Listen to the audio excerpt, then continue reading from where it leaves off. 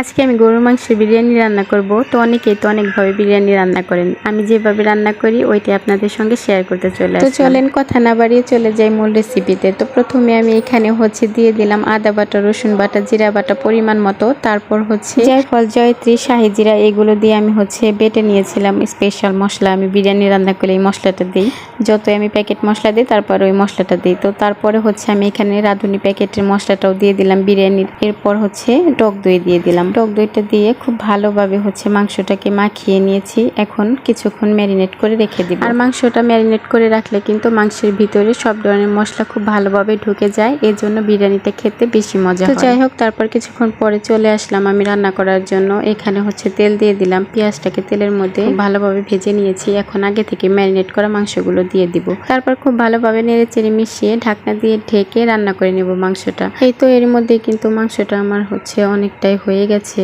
তো বেশ কিছু পানি উঠেছে মাংসের মধ্যে, আমি সামান্য একটু পানি দিয়েছিলাম। তো তারপর স্বাদের ব্যালেন্সের জন্য চিনি দিয়ে দিলাম। খুব ভালোভাবে মাংসটাকে রান্না করে নিয়েছি। এখন বিরিয়ানি রান্না করার জন্য পোলাওটা রান্না করব। তো প্রথমে আমি দিয়ে দিলাম তেল, তারপর পেঁয়াজ কুচি দিয়ে পেঁয়াজটাকে সামান্য পরিমাণ ভেজে নিব। পেঁয়াজটাকে আমি কিছুক্ষণ ভেজে নিয়েছি। এখন আগে থেকে ধুয়ে রাখা পোলাওর চাল দিয়ে দিব, দিয়ে খুব ভালোভাবে নেড়ে চেড়ে চালটাকে কষিয়ে নিব। তো বেশ কিছুক্ষণ সময় ধরে পোলার চালটাকে আমি কষিয়ে নিব।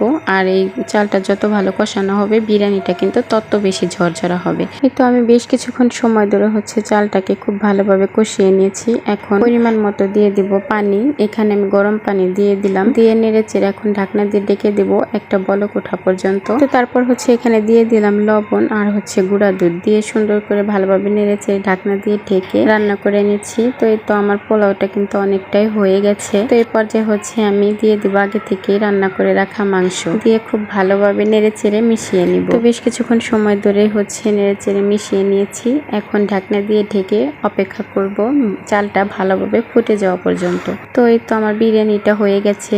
তো নামানোর আগ দিয়ে এখানে আমি কয়েকটা কাঁচামরিচ আর সামান্য পরিমাণ ঘি দিয়েছি সুন্দর একটা ফ্লেভারের জন্য। তো যাই হোক, এর মধ্যে কিন্তু আমার বিরিয়ানিটা রান্না হয়ে গেছে। এখন চুলা থেকে নামিয়ে নিব। তো আমার বিরিয়ানি রান্নাটা কেমন হয়েছে অবশ্যই কিন্তু কমেন্ট করে জানাবেন। আর ভিডিও ভালো লাগলে পেজ ফলো দিয়ে পাশেই থাকবেন। আজকের মতো এখানে বিদায় নিচ্ছি। সবাই ভালো থাকবেন, সুস্থ থাকবেন। আল্লাহ হাফেজ।